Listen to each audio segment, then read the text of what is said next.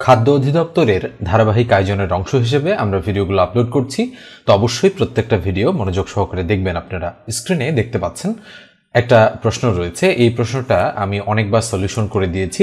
যেহেতু গুরুত্বপূর্ণ অঙ্ক, খাদ্য অধিদপ্তরের জন্য আমরা বাছাই করে করাচ্ছি, তো সেক্ষেত্রে আরও একবার আমি অঙ্কটা সলিউশন করছি। একটু মনোযোগ দেন। 1250কে সর্বনিম্ন কত দ্বারা গুণ করলে সংখ্যাটি পূর্ণবর্গ হবে? তো এখানে কয়েকটা জিনিস আপনাদের একটু মাথায় রাখতে হবে যে পূর্ণ বর্গ বলতে কি বোঝায়, আর যেহেতু বলা হচ্ছে 1250কে সর্বনিম্ন কত দ্বারা গুণ করলে সংখ্যাটি পূর্ণবর্গ হবে, তাই না? এই দুটো শব্দ কিন্তু এখানে নোটিসেবল, এটা একটা এবং এটা একটা। ওকে, কেন এই দুটো জিনিস খেয়াল করতে হবে সেটা একটু পরে আমি বলছি। পূর্ণবর্গ নিশ্চয়ই বোঝেন। পূর্ণবর্গ মানে হচ্ছে, যেমন আমি বলতে পারি 49 একটা পূর্ণবর্গ সংখ্যা। এর কারণ কি? এর কারণ হচ্ছে এই 49 সংখ্যাটাকে আমরা কিন্তু লিখতে পারি 7-এর উপরে স্কোয়ার, 7 7 49। এই জন্য 49 বা 49 সংখ্যাটি একটি পূর্ণবর্গ সংখ্যা। নিঃসন্দেহে আপনারা বুঝতে পেরেছেন। তাহলে 36, 25, 100, 64, 81 এগুলো সবগুলোই পূর্ণবর্গ সংখ্যা। এখন আসেন, 1250 তো আর পূর্ণবর্গ সংখ্যা নয়, আমরা লিখছি 1250। কেন নয়? কেননা 1250কে এইভাবে দুটি সংখ্যার গুণফল আকারে প্রকাশ করা যায় না। এখন বলা হচ্ছে যে এই সংখ্যাটাকে সর্বনিম্ন কত দ্বারা গুণ করলে সংখ্যাটা পূর্ণবর্গ হবে। একটু ভালো করে খেয়াল করেন, এখানে কিন্তু গুণ করার কথা বলা হচ্ছে, যে কত দ্বারা গুণ করতে হবে। তো এই ধরনের অঙ্ক করব কি, আমরা লসাগু এর সাহায্যে সলিউশন করব। তো 2 দ্বারা যদি দেই 6 দুগুণ 12, তাহলে 2 দুগুণ 4 থাকলো 1, 10, 5 দুগুণ 10, অর্থাৎ 625 দুগুণ 1250। আবার 5 6 11 12 13, 3 দ্বারা যায় না, 2 দ্বারা যায় না, 5 দ্বারা যায়। তাহলে 5 1 5 থাকলো 1 12, 5 দুগুণ 10 থাকলো 2 25, 5 5 25। আবার 5 2 7 1 8, তার মানে 3 দ্বারা যায় না, 5 দ্বারাই যায়। তাহলে 5 25 125। আবার 5 দ্বারা যায়, 5 5 25। তাহলে বলেন তো কত হচ্ছে? 2 গুণন 5 গুণন 5 গুণন 5 গুণন 5। এখন পূর্ণ বর্গ হবে কত দ্বারা গুণ করলে? মনে রাখবেন, এখানে কিন্তু 5 এক জোড়া, এই 5ও এক জোড়া, কিন্তু 2 এর জোড়া নেই। অর্থাৎ এখানে যদি আর একটা 2 হতো তাহলে এটা পূর্ণবর্গ হতো, মানে জোড়া জোড়া মিল হতো। এই জন্য আমরা বলতে পারি যে এই 1250 সংখ্যাটাকে সর্বনিম্ন যদি আমরা 2 দ্বারা গুণ করতে পারি তাহলে সেটা পূর্ণবর্গ সংখ্যা হয়ে যাবে। তো নিঃসন্দেহে বুঝতে পারছেন যে কিভাবে আমরা অঙ্কটার সলিউশন করে ফেললাম। তার মানে আমাদের সঠিক উত্তর হচ্ছে ক নম্বর যে অপশনটা রয়েছে সেটা। এবার আসেন আমরা নেক্সট অঙ্কে চলে যাই। এই অঙ্কটা দেখেন কি বলা হচ্ছে, ঘড়ি সংক্রান্ত একটা অঙ্ক।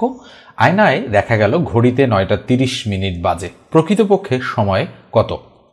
তো আমরা যদি একটা ঘড়ি অঙ্কন করার চেষ্টা করি, খেয়াল করে দেখেন, এই হচ্ছে একটা ঘড়ি আমাদের। তো এই ঘড়িটার মাঝখানের পয়েন্ট এটা। ঘড়িটাতে কিভাবে হচ্ছে দাগ কাটা থাকে, এটা হচ্ছে 12, এটা হচ্ছে 6, এটা এইদিকে হচ্ছে 3, আর মানে এইদিকে হলো 3 আর এইদিকে হচ্ছে 9। নিঃসন্দেহে বুঝতে পারছেন। তাহলে এটা 12, 3, 6 এবং 9। আমি একটু বোঝাতে চাই আপনাদের। এরপরে 1, তারপরে 2, তার মানে এটা 1, এটা 2, তারপরে এটা কত? 4, আর এটা হচ্ছে 5, এটা হচ্ছে 7, এটা হলো 8, 9 এর পরে কত থাকবে? 10, তারপরে কত? 11। এই হচ্ছে একটা ঘড়ি। তো কয়টা বাজে বলেন তো দেখি ঘড়িটাতে? আমরা দেখতে পাচ্ছি ঘড়িতে আমাদের বাজে হচ্ছে 9টা 30। তার মানে 9টা 30 মানে মিনিটের কাঁটা এই বরাবর এখানে থাকবে একদম বরাবর, আর ঘন্টার কাঁটা থাকবে 9 আর 10-এর ঠিক মাঝামাঝি জায়গায়। এই যে দেখেন, 9 10-এর ঠিক মাঝামাঝি জায়গায় এইভাবে ঘন্টার কাঁটাটা থাকবে। নিঃসন্দেহে বুঝতে পেরেছেন যে 9টা 30 মানে এটা হচ্ছে ঘন্টার কাঁটা আর এটা হচ্ছে মিনিটের কাঁটা। তো এখন বলা হচ্ছে যে আয়নায় দেখা গেল ঘড়িতে 9টা 30 মিনিট বাজে। তো এরকম মানে আয়নায় দেখা গিয়েছে যে এরকমটা বাজে, কিন্তু আসলে প্রকৃতপক্ষে সময় কত? তো প্রকৃতপক্ষে সময় যদি আপনি জিনিসটাকে উল্টো দিক থেকে চিন্তা করেন তাহলে কিন্তু বিষয়টা কিরকম হবে জানেন? এই যে দেখেন তো, এখানে আছে কত? 12, তারপরে 11, তারপর 10, তারপরে 9। তার মানে এখানে এখান থেকে এই পর্যন্ত, এখান থেকে এই পর্যন্ত, আর এইটা 9 আর 10-এর অর্ধেকে এসেছে। তার মানে এই জিনিসটা যদি উল্টে যায়, আপনি যদি এরকম একটা চিত্র এঁকে উল্টো দিকে কল্পনা করেন তাহলে দেখতে পাবেন যে সেখানে 2টা 30 মিনিট বাজে। কিভাবে দেখেন তো? কেননা দেখেন তো, এখানে 12 থেকে 1 এই যে ডিস্টেন্সটুকু, 1 থেকে 2 এই যে ডিস্টেন্সটুকু, এবং 2 থেকে 3, তার মানে এর মাঝামাঝি আসবে এই ঘন্টার কাঁটাটা, অর্থাৎ এই দিক থেকে সে ঘুরে এই দিকে চলে আসবে। আর মিনিটের কাঁটা যেখানে আছে ঠিক সেখানেই তো থাকবে, তাই না? তো এই জন্য কত বাজবে তখন? 2টা 30 বাজবে। এইভাবে আপনাকে চিন্তা করতে হবে।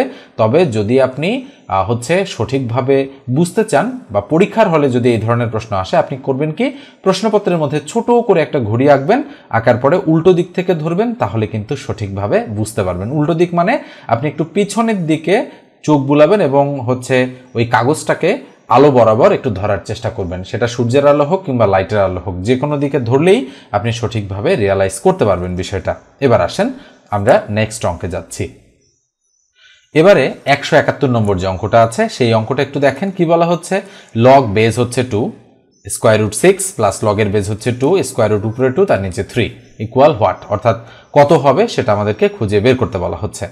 তো এখানে আমরা যেটা দেখতে পাচ্ছি যে লগের বেস দুই জায়গাতেই সমান রয়েছে। তো আমি করব কি, এই যে লগ বেস টু একটা কমন নেব, লগ বেস টু কমন নিলাম, নিয়ে ব্র্যাকেট দিলাম, দেওয়ার পরে করব কি, তাহলে আমাদের যোগ চিহ্নটা গুণ হয়ে যাবে। এই যে রুট 6 আছে, আমি রুট 6 লিখে দিলাম, যোগ চিহ্নটাকে আমি গুণ করে দিলাম, আর এই যে রুট 2 ভাগ 3 মানে আমি এখানে লিখে ফেললাম। খেয়াল করেন আমি কি করলাম, জাস্ট এই লগ বেস টু কমন নিলাম, তাহলে দেখেন যোগ চিহ্নটা গুণ হয়ে গেল। এইভাবে কিন্তু কাজ করে লগটা।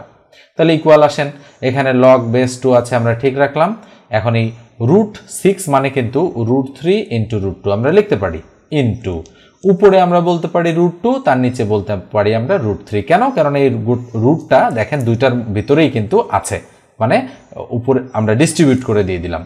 তো এবার কি হবে, রুট 3 ক্রস হয়ে গেল, তাহলে ইকুয়াল লগের বেজ হচ্ছে 2 এবং রুট 2 আর রুট 2 যদি আমরা স্কোয়ার করি তাহলে বলেন তো রুট 2 তার উপরে স্কোয়ার হয় কিনা? অবশ্যই, যেহেতু দুইটা আছে তাহলে স্কোয়ার রুট কাটা, তাহলে কি হবে, লগ 2 বেস 2। তো আমরা একটা সূত্র জানি, সূত্রটা কি, যে লগ এ বেজ এ তার মান কিন্তু 1। আমি অনেকবার আপনাদেরকে বলেছি লগের এটা কিন্তু একটা সূত্র। তো যেহেতু লগ 2 বেস 2 হয়েছে, তার মানও কত হবে, 1 হবে। তাহলে নিঃসন্দেহে সি নাম্বার যে অপশনটা রয়েছে সেটাই আমাদের অ্যাপ্রোপ্রিয়েট অ্যান্সার। 172 নম্বর যে প্রশ্নটা রয়েছে সে প্রশ্নটা একটু খেয়াল করে দেখেন।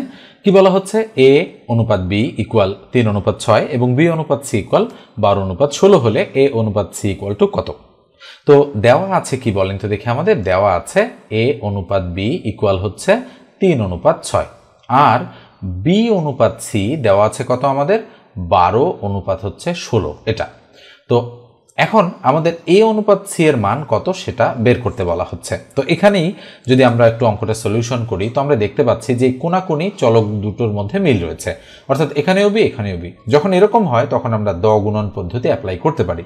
তো প্রথমে এ আছে এ লিখলাম, অনুপাত 2 বি এর মধ্যে একটা বি লিখলাম, সি আছে সি লিখলাম। তাহলে এই যে গুণ করব আমরা এই দুটো প্রথমে, তারপরে এই দুটো, তারপরে এই দুটো, তাহলে 3 12 36 অনুপাত 6 12 72 অনুপাত 6 16 96। তো আমরা একটু গুণ করে দেখি, 6 আর 16, তাহলে 6 6 36 6 হাতে কত 3, 6 কে 6 আর 3 9, তাহলে 96, তাহলে 96 লিখলাম। এখন জানতে চাচ্ছে এ অনুপাত সি কত, তাহলে এ অনুপাত সি ইকুয়াল এর মান কত 36 অনুপাত সি এর মান কত 96। এখন এটা যদি অ্যান্সারে না থাকে তাহলে এটাকে কিন্তু ছোট সংখ্যা দিয়ে কাটাকাটি করা যায়। আমরা জানি অনুপাত মানে ভগ্নাংশ, অর্থাৎ এটা যা উপরে 36 তার নিচে 96 এটাও তা। এখন আমরা একটু কাটাকাটি করব 4 দ্বারা, 4 নং 36, 4 দ্বারা যদি আমরা কাটি 4 2 8 থাকে 1 16, 4 4 16। আবার 3 দ্বারা কাটবো, 3 3 9, 3 8 24, তার মানে উপরে 3 তার নিচে 8 এরকম হচ্ছে। তাহলে এটাকে আমরা 3:8 বলতে পারি। দেখেন তো দেখি অ্যান্সারটা আছে কিনা 3:8। আমরা দেখতে পাচ্ছি যে আমাদের এখানে অ্যান্সারটা কিন্তু হচ্ছে কত 6:16 এখানে দেয়া আছে। তো আমরা একটু চেক করে দেখি যে আসলে কোথাও ভুল হয়েছে কিনা।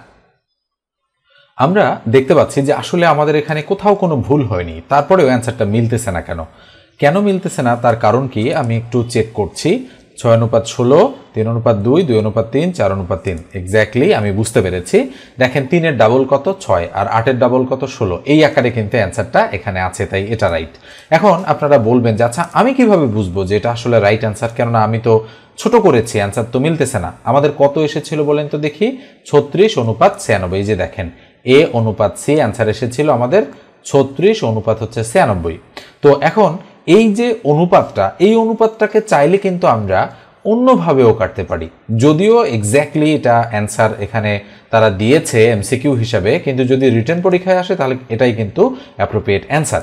আসলে এটাও অ্যান্সার হবে, কিন্তু একটু কৌশল খাটিয়েছে তারা। তাহলে উপরে 36, তার নিচে 96। এখন আমি ধরেন 6 দিয়ে কাটবো, 6 6 36, ওকে। আর 96কে 6 দিয়ে কাটলে 6 16 96। দেখেন উপরে 6 আর তার নিচে 16, এটাকে আমরা 6:16 লিখতে পারি, অ্যান্সারের সাথে কিন্তু মিলে যাচ্ছে।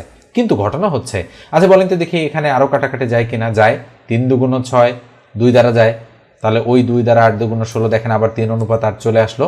এক কথা এখানে আপনাদের একটু চোখ কান খোলা রেখে অপশনগুলো একটু ভালো করে দেখতে হবে যে আসলে আমি যে অ্যান্সারটা বের করলাম সেটা যেহেতু এখানে নেই, তাহলে কেন নেই, অন্য কোনোভাবে হতে পারি কিনা। ওকে, এটা কিন্তু খাদ্য অধিদপ্তরেরই একটা প্রশ্ন।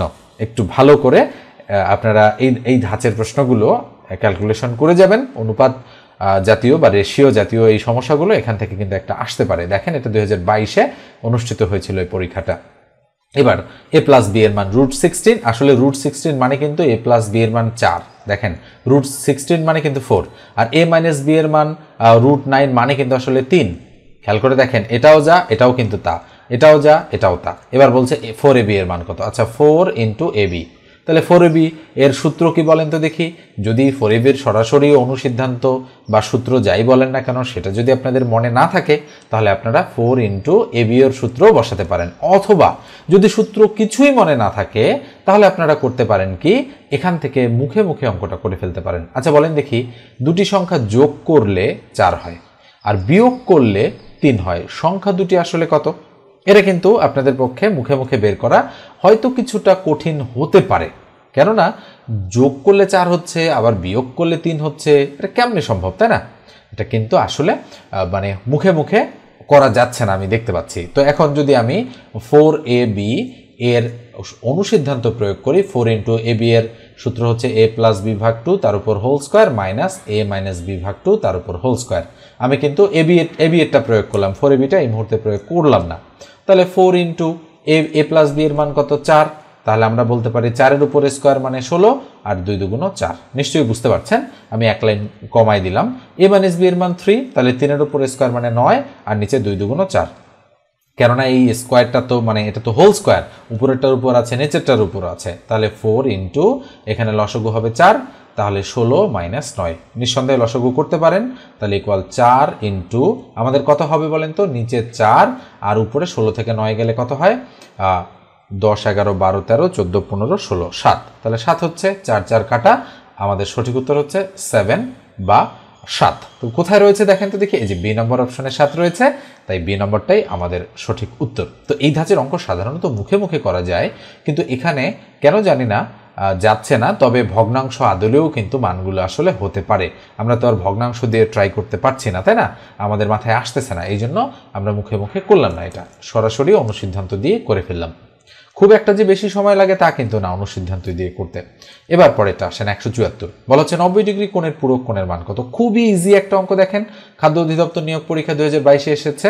তো 90 ডিগ্রি কোণের যখনই বলবে পূরক কোণ, মনে রাখবেন যখনই পূরক কথাটা বলবে দুটি কোণের সমষ্টি 90 ডিগ্রি হবে, দুটি কোণের সমষ্টি 90 ডিগ্রি হবে, তখন একটা আরেকটার পূরক কোণ হবে। যদি আমি বলি 80 ডিগ্রি কোণের পূরক কোণ কত, তাহলে উত্তর হবে 10 ডিগ্রি, কেননা 80 আর 10 90। আচ্ছা আমি যদি বলি 85 ডিগ্রি কোণের পূরক কোণ কত, তাহলে 5 ডিগ্রি, 85 আর 5 90। আমি যদি বলি 50 ডিগ্রির পূরক কোণ কত, 40 ডিগ্রি, কেননা 50 আর 40 90। তো 90 ডিগ্রি কোণের পূরক কোণ কত? 90 তো হয়ে গিয়েছে অলরেডি, তার মানে আরেকটা 0 ডিগ্রি, তাই না? তাহলে উত্তর কত? উত্তর হচ্ছে 0 ডিগ্রি। দেখেন একেবারেই সহজ অঙ্ক, কিন্তু জিনিসটা আপনাদেরকে জানতে হবে, তবেই তো আপনারা উত্তর করতে পারবেন ঠিকঠাক, তাই না? এবার পরেরটা আসেন, কি বলেছে অঙ্কটাতে দেখেন একটু মনোযোগ দিয়ে। যদি বাস ভাড়া 60% বৃদ্ধি পায়, তবে বাসে যাতায়াত শতকরা কত ভাগ কমালে ব্যয় বৃদ্ধি পাবে না? তো এই আমরা একটু অ্যান্সারগুলো দেখি কি কি অ্যান্সার রয়েছে এই প্রশ্নটার। তো এই চিনির একটা অঙ্ক বা তেলের একটা অঙ্ক নিশ্চয়ই দেখেছেন, যে এত % মূল্য বৃদ্ধি পেয়েছে, এর ব্যবহার শতকরা কত পার্সেন্ট বাড়ালে খরচ অপরিবর্তিত থাকবে, এভাবে আপনারা পড়েছেন, তাই না? তো এটা কি বলেছে, 60% বৃদ্ধি পাচ্ছে। কি বৃদ্ধি? মানে বাস ভাড়া 60% বৃদ্ধি পাচ্ছে, তবে যাতায়াত ব্যয় শতকরা কত ভাগ কমালে ব্যয় বৃদ্ধি পাবে না। তো আমরা এই ধরনের অঙ্ক করি কি, খুব সহজে করার জন্য করি যে 100 টাকায় বৃদ্ধি পেয়ে, যেহেতু 60%, তাহলে 100 টাকায় বৃদ্ধি পেয়েছে 60 টাকা, যেহেতু বৃদ্ধি বলেছে, তাই না? তাহলে আমরা করব কি, এই দুটো গুণ করব আর নিচে 100 আর 60 যোগ করে বসাবো। তাহলে 100 আর 60 যোগ করলে 160। এটা ক্যালকুলেশন করলে যা হবে সেটাই আমাদের সঠিক উত্তর হওয়ার কথা। যেহেতু এখানে বৃদ্ধি বলেছে বিধায় আমরা কিন্তু 100 আর 60 যোগ করেছি। যদি হ্রাস বলতো উপরে গুণ আকারেই থাকতো, কিন্তু নিচে দুটো সংখ্যা বিয়োগ করে বসাতে হতো। 0 0 ক্রস করে দিলাম, কাটাকাটি করব, 3 2 6 থাকলো 2, 8 2 16, আবার 2 দ্বারা কাটবো, 4 2 8, তাহলে 4 4 25 100, তাহলে 3 25 75, তার নিচে 2। আমরা যদি ভাগ করি তাহলে 3 2 6 থাকবে 1, 5 কেটে নামালাম, 7 2 14 থাকবে কত, 1, নিচে থাকবে 2 আর উপরে থাকবে 1, এত শতাংশ। তাহলে 37.5% আমাদের সঠিক উত্তর। এভাবেও দেয়া যায়, অথবা 37.5 এভাবেও আমরা বলতে পারি। ওকে, এটা আর এটা কিন্তু আদতে সেম, নিশ্চয়ই আপনারা বোঝেন। এবার পরেরটাতে যাচ্ছি আমরা। পরের অঙ্কটাতে কি বলা হচ্ছে একটু খেয়াল করে দেখেন। পরের অঙ্কটাতে বলা হচ্ছে 60%, মানে 60 কোন সংখ্যার 80%। যেহেতু বলেছে কোন সংখ্যার, তাহলে আমরা ধরে নিতে পারি যে ধরি হচ্ছে আমাদের সংখ্যাটি x। যেহেতু বলেছে 60 কোন সংখ্যার 80%, তাহলে প্রশ্ন মতে আমরা বিল্ড আপ করবো। আমরা লিখব কোন সংখ্যা, আমরা লিখব x এর 80% ইকুয়াল 60। এটা প্রশ্ন মতে বিল্ড আপ হয়ে গেল। তাহলে বা x এর 80% মানে উপরে 80, তার নিচে 100 ইকুয়াল হচ্ছে 60। 0 0 ক্রস, 4 2 8, 5 2 10, তাহলে উপরে 4x, তাহলে খেয়াল করেন উপরে 4x, তার নিচে 5 ইকুয়াল হচ্ছে 60। তাহলে এর নিচে 1 আছে, এটা দ্বারা এটাকে গুণ, এটা দ্বারা এটাকে গুণ, তাহলে 4x ইকুয়াল টু 5 গুণন 60 হয়ে গেল লেখা। তাহলে সুতরাং x এর ভ্যালু হবে উপরে 5 গুণন 60, তার নিচে হচ্ছে 4। তাহলে 4 15, 4 20 80, 4 15 60, 5 15, উত্তর হচ্ছে 75 বা 75। কোথায় রয়েছে দেখেন তো দেখি অ্যান্সার রয়েছে আমাদের এই যে সি নম্বরে 75। এবার পরেরটাতে আসেন। 177, দুটি সংখ্যার অনুপাত 4:3 এবং গসাগু 4 হলে বৃহত্তর সংখ্যাটি কত? তো যেহেতু বলেছে যে বৃহত্তর সংখ্যাটি, এখানে যদি লসাগু চাইতো খুব সহজেই আমরা করে ফেলতে পারতাম। তো কি বলেছে, বৃহত্তর সংখ্যাটা। আচ্ছা বলেন তো বড় সংখ্যাটা 4 কিনা?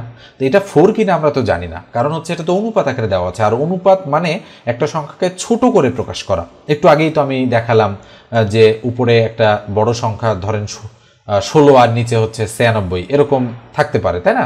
বা উপরে 48, নিচে হচ্ছে 96, এই সংখ্যাটা আসলে হাফ। তো এটাও বড় সংখ্যার ছোট রূপ। এই জন্য আমরা করবো কি, যে ধরি আমাদের বড় সংখ্যাটা হচ্ছে 4x আর ছোট সংখ্যাটা হচ্ছে 3x। এটা বড় সংখ্যা আর এটা হচ্ছে আমাদের ছোট সংখ্যা। তো প্রশ্ন মতে আমাদের বলেছে কি, যে এই দুটো সংখ্যার গসাগু 4। আচ্ছা বলেন তো 4x এবং 3x এদের গসাগু কত?